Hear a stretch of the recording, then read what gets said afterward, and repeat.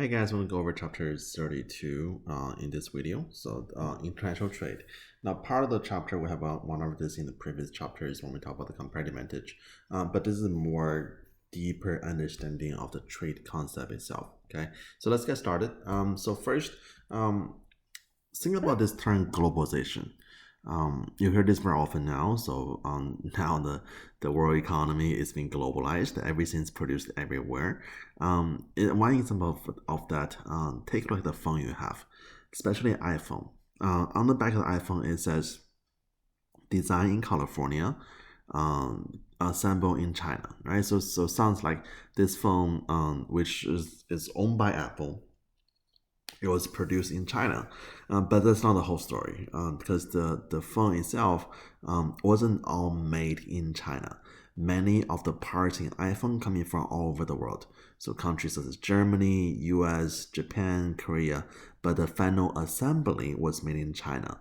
So that's why that this phone, the iPhone you have in your hand, is very globalized. Because in old days, if you were trying to produce a phone back in like 30 years ago, that phone will be only made in one place and one place only, and that country was called Sweden.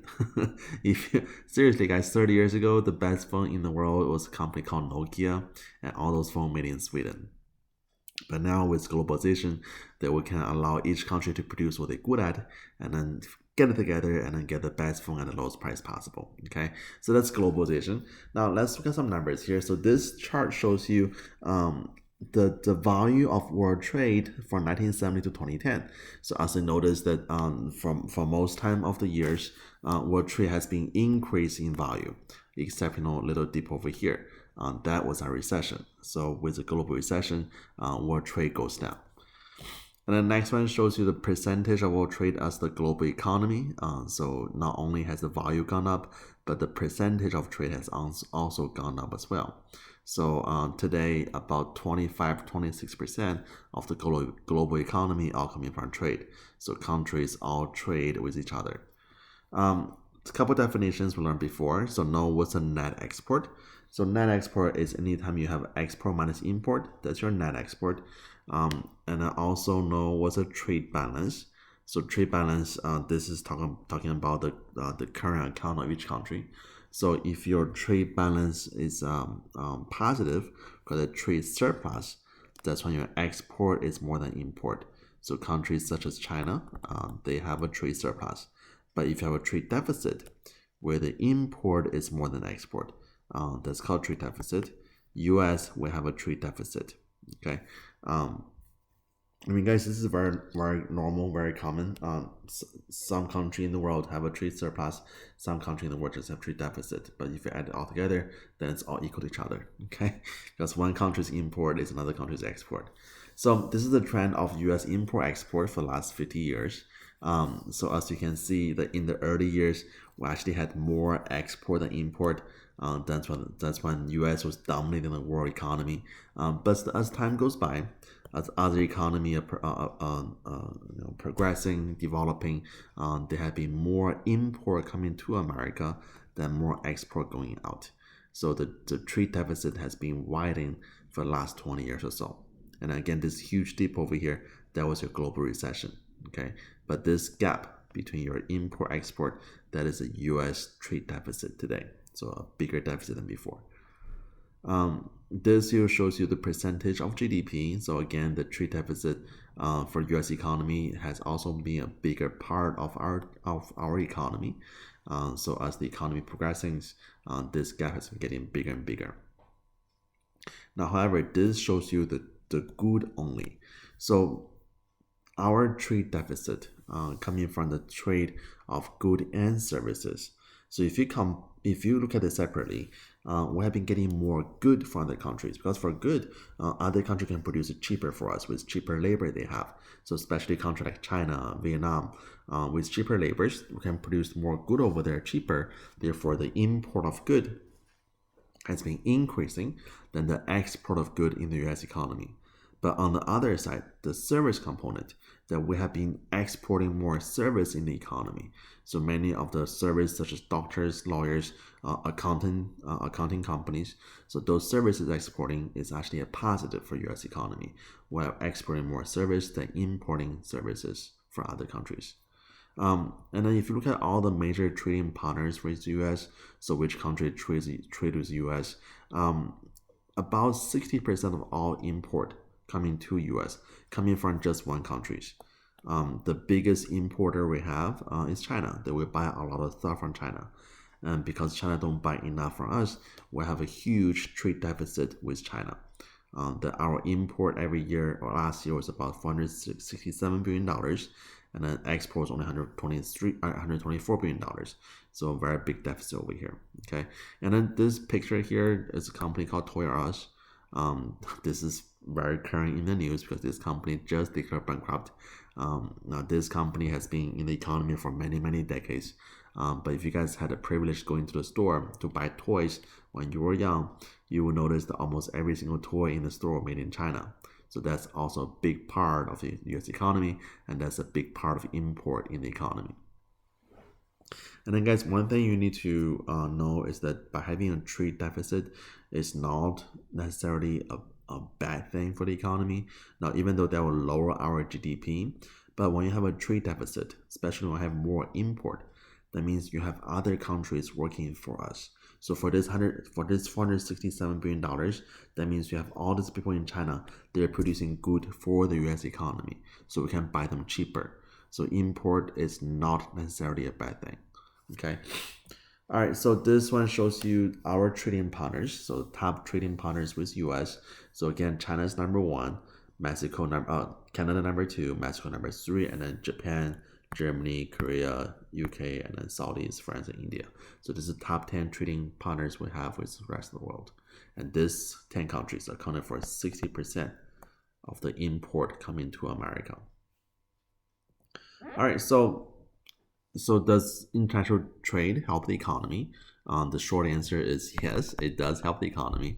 And the reason why, because remember we learned this thing called a comparative advantage, where if you can produce the good at a lower opportunity cost, then you have a comparative advantage. And with the comparative advantage, countries can specialize in that good and then produce more of that good between two countries. So this goes back to our old concept from previous chapters, something called PF. Remember this? The production possibility frontier. So let's look at this one more time. Let's look for something called a gains from trade. We can use PPF and then comparative advantage to see why is trade good for countries involved. So suppose I have two countries, US and Mexico. They both produce food and clothing. So food is capital intensive, clothing is labor intensive. So which means food production involves more machines, more technologies, but clothing is more hands-on, so it's more labor intensive, require more workers. So US, we have abundance of capitals, a lot of equipment, a lot of technologies, and then a very skilled labor force. Mexico is less skilled labor force, so they might be very good on the low end of production, which is the clothing production. Okay, so let's look at our PPF. So two countries, US on the right, Mexico on the left. So for Mexico, at a maximum, they can produce 900 units of clothes, 300 units of food, and then for US, can produce a maximum 400 units of clothes and then 800 units of clothes, 800 units of food. Now, if you remember this thing called an absolute advantage. So for absolute advantage, it's whoever can produce more of the good. That's your absolute advantage. So for Mexico, they have an absolute advantage in production for clothing, that they can produce more clothes than US. US only 400, they can produce 900. And then for food, US can produce maximum 800, but Mexico is only 300. So we say US has the absolute advantage in the production for food. Okay, so for absolute, it's whoever can do it more, that's your absolute advantage. Now for comparative, you're gonna do little calculations. So for comparative advantage, let me show you what we did before. So it's a method that I like to call this one the four price method.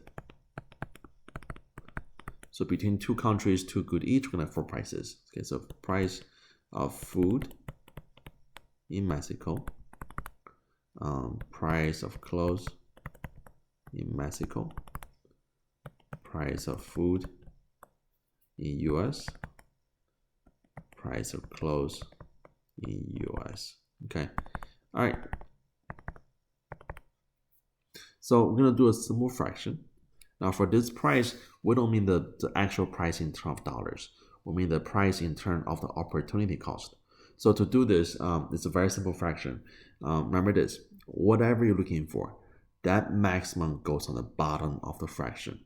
So looking for the price of food in Mexico, so we're gonna put the maximum food on the bottom. So that will be 300 food at the bottom of the fraction. So 300 food, and then the maximum of the other good goes on top. So maximum Mexico can produce 900 clothes, and then simplify this will be 3 clothes. That means from Mexico, whenever they produce 1 unit of food, it will cost them 3 clothes. Now for clothes, do the same calculation. So looking for clothes, so clothes goes on bottom, so 900 clothes, and then food goes on top, 300 food. So simplify this will be 1/3 food. Okay, so for Mexico, whenever they produce a food, or whenever they produce a clothes, it costs them 1/3 food. Now for US, do the same calculation. So US for food at the bottom, that will be 800 food.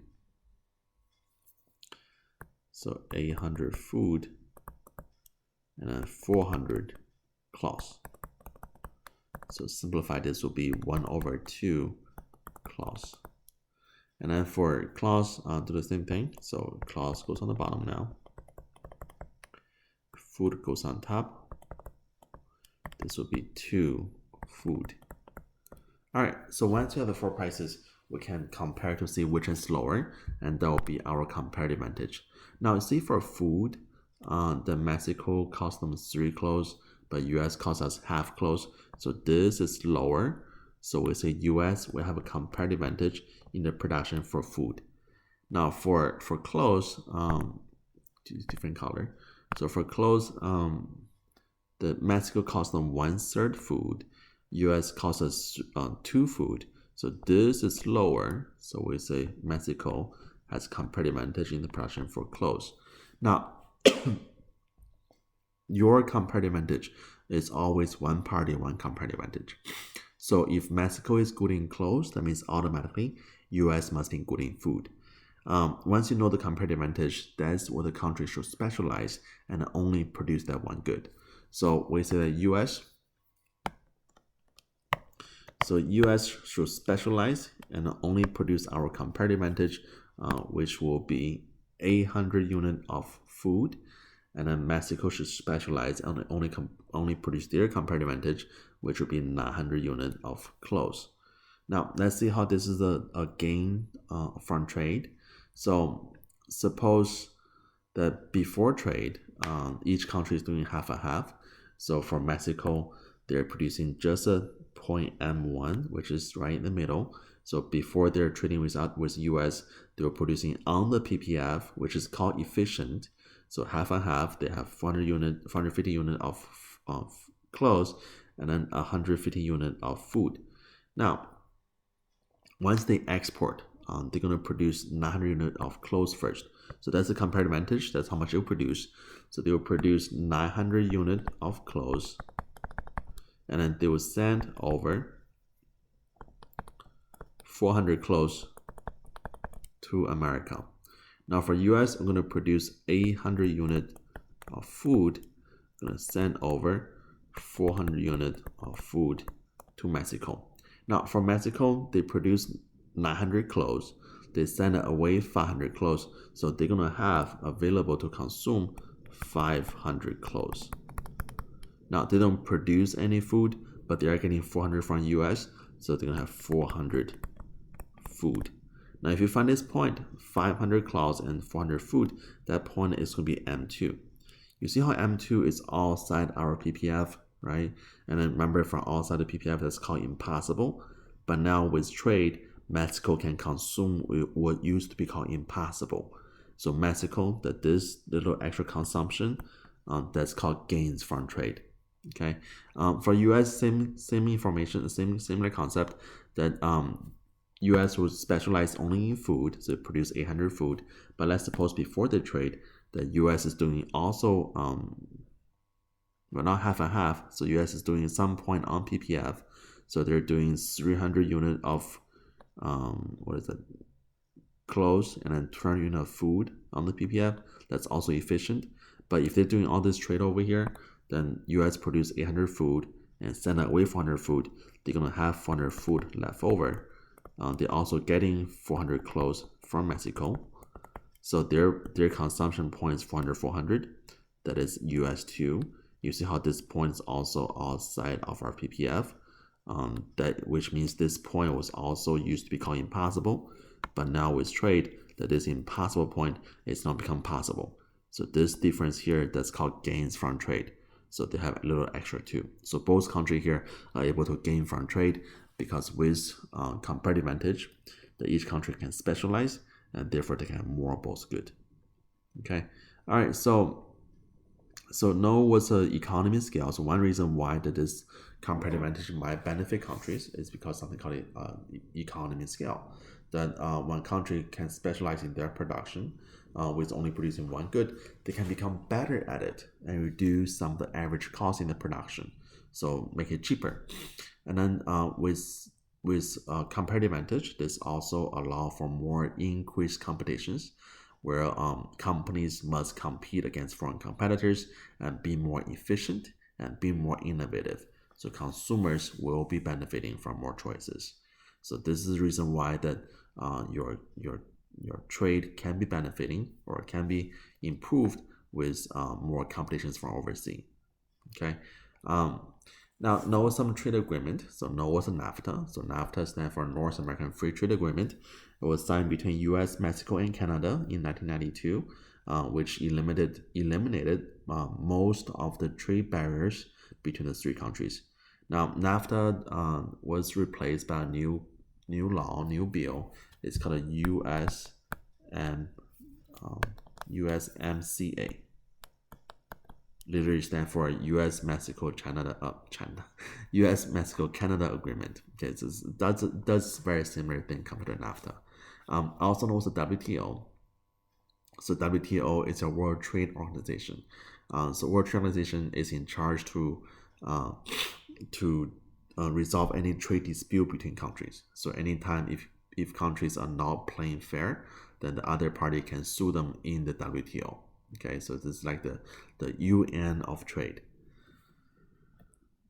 All right, so one thing that trade does, trade can also improve your social institutions because it give each country more incentive to have a good social institution to promote more trade in between economies. Okay, so stable institution and laws are all benefiting the world economy and world trade. All right, now, however, trade sometimes might not be that beneficial because there's a transportation cost involved.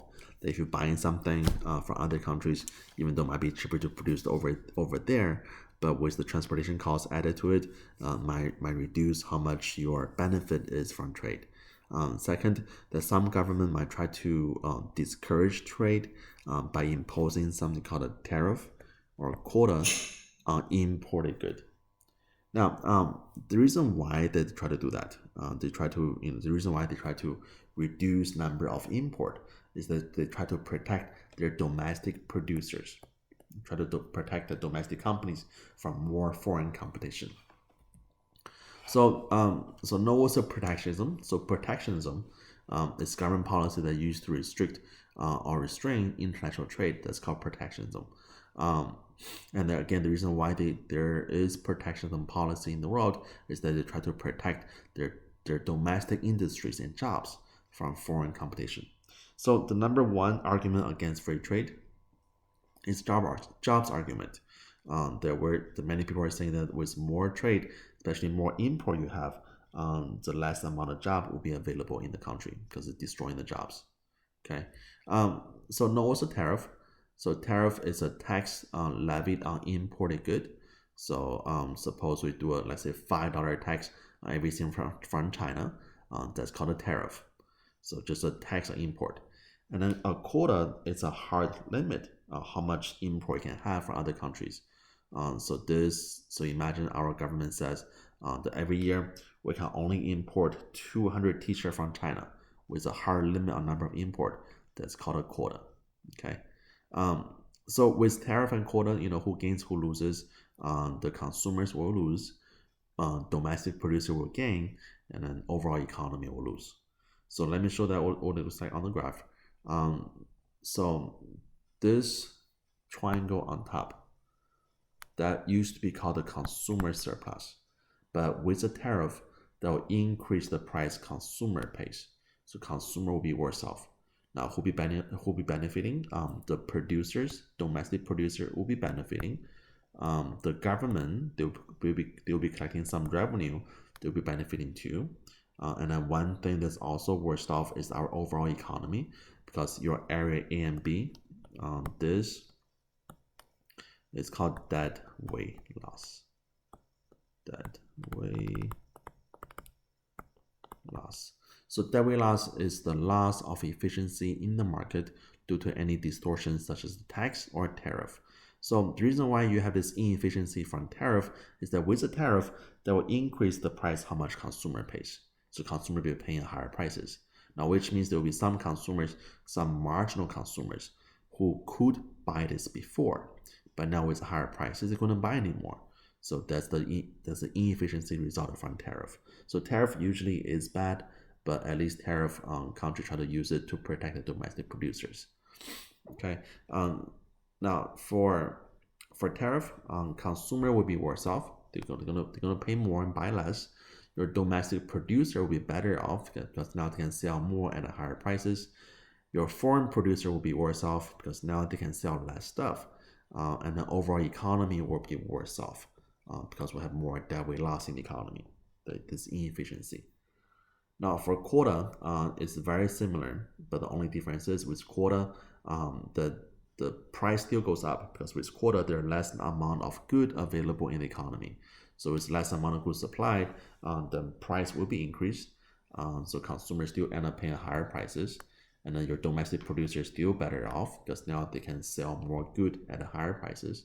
The only difference is that this, in the previous example, we said this area was the tariff revenue given to the government. But now with a quota, you don't have government anymore. So this revenue here is actually given to the foreign companies if you have a quota. So that's why tariff is usually more preferred than quota, because with quota, at least our government can have some extra revenue left over. But with with tariff, government can have some revenue left over. But with a quota, that's all given to the foreign company as extra profit. Okay, and then you still have this A and B as debt weight loss. So with quota, that's still inefficient in the economy. Okay, all right. So your quota is similar to tariff. I try to achieve the same goal, but the only difference is there's no government revenue from tariff. The government doesn't get anything out of it. That's why your tariff is usually more preferred than quota. Now, there's a couple reasons that argue for protectionism. So number one is the national security purpose. That it is argued that for a certain good, they shouldn't be produced overseas. They should be produced only at home for our national security purpose. Now imagine what if China produced all the fighter airplane for US, and then next year the China going to war against US, and then decide to change all the password on the airplanes, right? Cannot fly the airplanes anymore. So there'll be some good that important for national security, they should be produced only in the country. And that's why everything supplied to US Army, they are produced in America. This goes anything from your weapons, your airplanes, down to your underwear and socks supplied to US Army. They are produced in US. So if anybody here want to join US Army, once you join, they're going to issue you these tennis shoes, this New Balance tennis shoes. If you look at the back, it says made in America. So not all New Balance are made in America. Only that one line is made in America. It's actually made in Brooklyn, okay? Because everything supplied to US Army by law must be produced in America. Now, second argument against free trade or against import or try to argue for more protectionism. It's called infant industry argument. That for some new industries, um, in the beginning, it should they should get some help from government, so get it going. And once they are established, they're mature enough. They can compete against competitions. But one problem with, or two problem with that is that it's hard for our government to choose which industry is worth a while to support. Now, for example, should we support the chopstick industry? Well, maybe not, right? But should we support the solar panel industry? Well, maybe yes. So it's hard for our government to decide which industry is worth a while to support. And second, it's hard to decide how long do we need to support them. So, for example, for the solar panel industry, we actually tried. We tried very hard. We spent so much money at it, but the solar panel industry still cannot compete against the cheap labor in China. So the industry is still in trouble. Okay. All right. Next, another argument against free trade, or argument for protectionism, is the retaliation of dumping. Now, dumping, it means when companies are selling the good below their home price. So let's suppose if China decided to sell steel. So China sells steel to US. Let's suppose the same steel in China is selling for $100 per pound, but when they sell in US, it's only sell for $50 per pound. Now it looks like that our US company are getting a much better deal out of this, because now can buy steels cheaper, artificially cheaper than the price in China. But what the Chinese economy is actually doing is that they try to penetrate U.S. economies and drive all the U.S. steel business out of business, and then they're the only monopoly in town, and then they can charge a higher price later. Okay, so that's called dumping. So to retaliate against dumping, that's more than often countries do use tariff as a weapon. So you make your good cheaper, I will make it more expensive. Okay, that's another argument for protectionism. All right, so guys, that's it for this chapter. Have any question, let me know. Okay, bye-bye.